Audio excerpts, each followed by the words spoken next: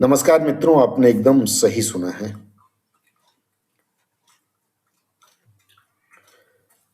जी हाँ, आप लोगों ने थंबनेल सही देखा है कि सहायक निदेशक भाषा की भर्ती आने वाली है। मैं आपको बताऊँ कि स्टाफ सिलेक्शन कमीशन प्राध्यापक की भर्ती लेती थी।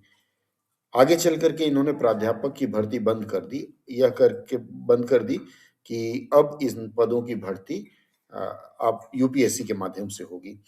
अभी हाल ही में अर्थात 9 मार्च को इन्होंने इसका आरआर रिक्रूटमेंट रेगुलेशन कहते हैं, इसका एक गज़ट नोटिफ़िकेशन निकाला। गज़ट नोटिफ़िकेशन आप देख सकते हैं, असाधारण एक्स्ट्रा ऑर्डिनरी है और ये अ, 9 मार्च को प्रकाशित हुआ है। इसमें इन्होंने बताया है कि सहायक निदेशक भाषा के जो पद होते हैं, देखिए इसमें लिखा है ना, राजभाषा विभाग, केंद्रीय हिंदी प्रशिक्षण संस्थान, सहायक निदेशक भाषा, ग्रुप 1 क पद 2016 का ये भर्ती नियम था। इसको आधिकारिक रूप से मान्यता दे दी गई है और इसमें हम देखते हैं कि इसमें क्या-क्या इनके लिए अहर्ताएँ होंगी। काफ़ी कुछ बदल गया है। देखिए, सबसे पहले तो आपको एक ही शादी किया हुआ होना चाहिए अगर विवाहित हैं तो।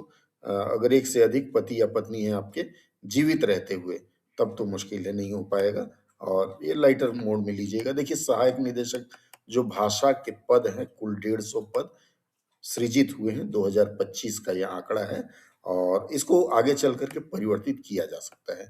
वेतन मैट्रिक्स पे लेवल 10 में आता है, 56,100 बेसिक की शुरुआत होगी और 35 वर्ष से अधिक नहीं होना चाहिए। यदि आप 35 से कम हैं, तो आप मान सकते हैं। बाकी केंद्रीय सरकार द्वारा अनुदेश जो जारी किया जाएगा, उसमें सरकारी सेवक 5 वर्ष तक के लिए लाभ पा सकते हैं या जब विज्ञप्ति आएगी तब। बाकी आयु सीमा में जिस तरह से छूट दी जाती है, वह छूट रहेगी। इसके बाद आगे चल कर के देखिए इसमें क्या-क्या माँगा गया है। सबसे पहले माँगा गया है कि हिंदी में मास्टर्स डिग्री, यदि आप हिंदी में नहीं हैं, तो कष्ट है।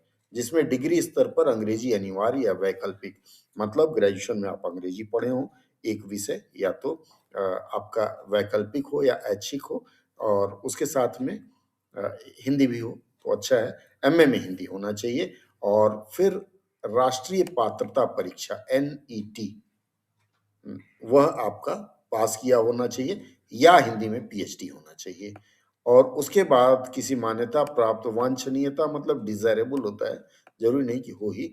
12वीं में 8वीं अनुसूची में उल्लेखित हिंदी से भिन्न किसी एक भाषा में अध्ययन किया हो, तो अमूमन अंग्रेजी लोग पढ़ते ही हैं। उसके बाद मान्यता प्राप्त शैक्षिक संस्थान के अधीन किसी शैक्षिक संस्था में हिंदी अध्यापन का 1 वर्ष का अनुभव भी चाहिए। अन्य अभ्यर्थियों की दशा में कारणों को मतलब शिथिल किया जा सकता है, कहते तो हैं लेकिन करते नहीं हैं।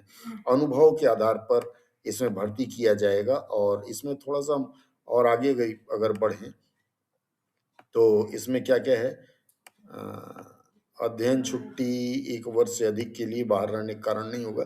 मतलब कुल मिलाकर के यह मान के चलिए कि अगर इन पदों के लिए आप आवेदन करना चाहते हैं, तो सीधी-सी बात है, अंग्रेजी में भी देख लेते हैं कि आपके पास एनईटी क्वालीफाई होना चाहिए, आपके ग्रेजुएशन में अंग्रेजी एक विषय होना चाहिए और मास्टर्स इन हिंदी होना चाहिए, तो और एनईटी क्वालीफाई होना चाहिए या पीएचडी होना चाहिए। तो अगर आपके पास ये क्वालिफ़िकेशन नहीं है, तो उम्र अभी बची है, तो आप इसकी तैयारी करिए। हो सकता है इसकी अधिसूचना अप्रैल के बाद कभी भी आ जाए। यूपीएससी लेती है और उसकी तैयारी शुरू कर दीजिए, बाकी फिर समय बताएगा कि कैसे किसका सिलेक्शन होना है।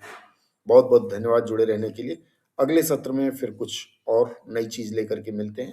तब तक के लिए बहुत-बहुत धन्यवाद।